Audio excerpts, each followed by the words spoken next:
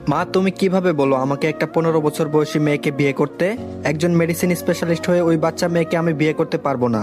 মা বলল, চুপ কর ইজান, তোর বাবা যেহেতু বিয়েটা ঠিক করেছে তোর বাবাকে বল। আর মেয়েটা খুব সুন্দর, একেবারে মায়াবী চেহারা তার। আমি বললাম মায়াবী হোক, আমি বিয়ে করব না। মা বলল, বেশি কথা বলিস না ইজান, খুব ভালো লক্ষ্মী মেয়ে একটা, তোর বাবার বন্ধু নাহিদ সাহেবের মেয়ে, তিনি মারা গিয়েছেন 2 মাস হলো। রুবিনা খাতুন মেয়েকে এত তাড়াতাড়ি বিয়ে দিতে চাননি এখন, কিন্তু গ্রামের কিছু বাজে ছেলে মেয়েটাকে খুব জ্বালাচ্ছে।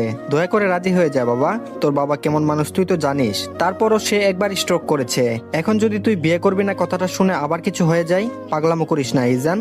মায়ের কথা শুনে ইজান কিছুটা নত হলো।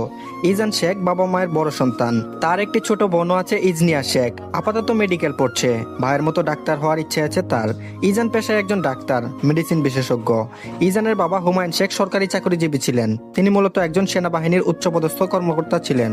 আর ইজানের মা মনিরা শেখ সাধারণ মহিলাদের মতো গৃহিণী। ইজান কিছুটা ভেবে উত্তর দিল, ঠিক আছে আমি বিয়ে করব। কথাটি বলে ধোপাধোপ পা ফেলে রুম ত্যাগ করলো।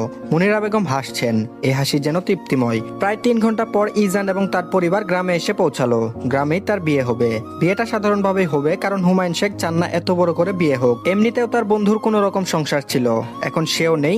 বিয়েটা বড় করে করলে তার বন্ধুর পরিবারের উপর বড়ভাবে প্রভাব ফেলবে, তাই তিনি চাননি বিয়েটা বড় করে হোক। পুষ্প বলল, আপু তোমার বর চলে এসেছে, কিছুক্ষণ পর তোমাকে বিয়ে করে নিয়ে চলে যাবে, হা হা হা। পুষ্পের কথা শুনে পদ্ম কেঁপে উঠল। বিয়ের কথা শুনে পদ্মের বুকটা কেমন যেন জ্বলে উঠল, যেন কেউ আগুন ধরিয়ে দিয়েছে। চোখ দিয়ে বেহায়া হয়ে 2 ফুটো পানি গড়িয়ে পড়লো। সে চায়নি এত তাড়াতাড়ি বিয়ে করতে, কিন্তু তার বাবা মা তাকে অনেক কথা বলার পর সে রাজি হয়েছে। কিছুক্ষণ পর ইজান আর পদ্মর বিয়েটা শেষ হলো। এখন বিদায় দেওয়ার পালা। পদ্ম বেঘুরে কান্না করছে। ইজানের বোন ইজানিয়া পদ্মর হাত ধরে আছে। রুবিনা খাতুন কান্নারত অবস্থায় ইজানের উদ্দেশ্যে বললেন, বাবা আমার মেয়েটা অত্যন্ত ছোট, সবেমাত্র ওর বেড়ে ওঠার বয়স, এখনই তার বিয়ে দিয়ে দিয়েছি। পরিস্থিতির কারণে আমার ছোট মেয়েটার এ দশা। বাবা হারা মেয়ে আমার, তুমি ওকে একটু মানিয়ে নেওয়ার চেষ্টা করো, আমার মেয়েটা যেন ভালো থাকে। ইজান গভীর কণ্ঠে জবাব দিল, জি। অতঃপর পদ্মকে গাড়িতে উঠিয়ে তারা আবার ঢাকার উদ্দেশ্যে রওনা হলো।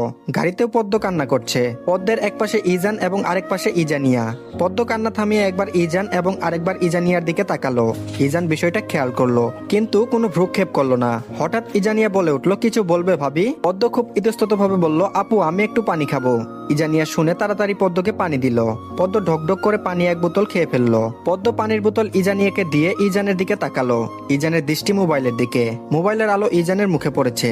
পদ্ম মনে মনে ভাবলো, এত সুন্দর পুরুষ তাকে বিয়ে করলো, কি সুন্দর চেহারা, গালে চাপদাড়ি, চোখে চশমা। পদ্মের মনে হলো এ যেন এক সুদর্শন পুরুষ। পদ্মকে এভাবে চেয়ে থাকতে দেখে ইজানিয়া পদ্মের কানে কানে ফিসফিস করে বলল, ভাইয়াকে কি বেশি পছন্দ হয়েছে নাকি?